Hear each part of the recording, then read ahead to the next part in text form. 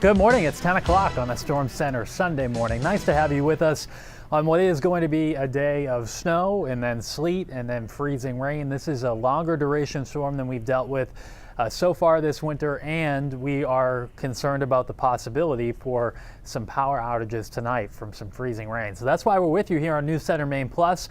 Jess Conley's with me, Aaron Myler's here, Raya Wooten's here. We also will have Christian Harsa, I believe, up joining us from Bangor in a short period of time too. First, let's get you caught up on the weather. You can see it's still snowing right now in Kennebunkport. Snow that's been occasionally trying to mix with some sleet in Portland, but it's well below freezing at 22 degrees right now. Here is Bangor. We've got Paul Bunyan there, and the snow has started to fall in Bangor as well. It's been taking a while to get there. As we were talking about the last couple of days, eastern and northern Maine, as well as down East Maine, it would be a slower start, not getting there until later this morning. And the radar pretty much matches that up with the snow falling around Bangor, Ellsworth, Bar Harbor now. Steady snow into central Maine. Also, for those of you up at the ski areas today, Sunday River and Sugarloaf getting into the snow now. I think one thing we may see over the next couple of hours is the precipitation in southern Maine breaking up a little bit and coming more in waves. And as that happens, we'll see more of the snow transition over to sleet. So within the next couple of hours, a lot of this, almost all of this in southern New Hampshire is actually sleet, not pure snow. And that's what's going to be moving into southern Maine over the next few hours. So even though you may get a little low in the precipitation, it looks heavier as we get into this evening, as I'll show you in a moment. Steady snow right now in central Maine, Lewiston, Buckfield, Augusta, Belfast it is snowing, Bangor it has just begun snowing as well. So by noontime you can see the sleet pushing into southern Maine, snow steady in central down East Maine at that point, and it's just beginning up in the county around noontime. 3 o'clock this afternoon, sleet pushing farther inland, probably getting up into the foothills and close to Route 2.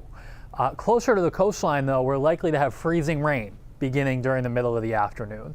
And the biggest question in the forecast is how long will we have freezing rain? If it ends up just being a few hours in these areas, it probably won't be enough to really cause much damage. But if it ends up being like 5 or 6 hours, which is possible, this is 9 p.m., and there may still be some freezing rain in some of this area, then we may be looking at more than 1/3 of an inch of ice caking up on trees and power lines, and that's when we start thinking about the possibility of bigger issues. So just want you to be aware that especially if you live near the coast, you have a better chance of freezing rain this evening into the first part of tonight, and there may be some power outages that develop. There have already been some down in southern New England where they're a bit ahead of us in terms of the storm moving through. So we're done with snow accumulation in southern Maine, southern York County pretty much, where we've seen the switch to sleet. About 6 inches of snow around Cape Nettic, 5 inches has fallen in Kittery. We'll have more snow totals for you coming up. And then 3 to 6 inches all through this region where we do get a changeover to sleet in the next few hours. 6 to 10 in the hills, the foothills up around Route 2. And probably for Sunday River, I think in the 6 to 10 inch range, and then 10 to 18 inches from Sugarloaf up through the county where it is mostly snow. And just to give you an idea of the icing here, a lot of this will be sleet, and then this area will be sleet going over to freezing rain. And again, it just depends on how much we get. If it's a few hours, we can probably handle it. If it's 5 or 6 hours, we might be having bigger problems with trees and wires coming down closer to the coast.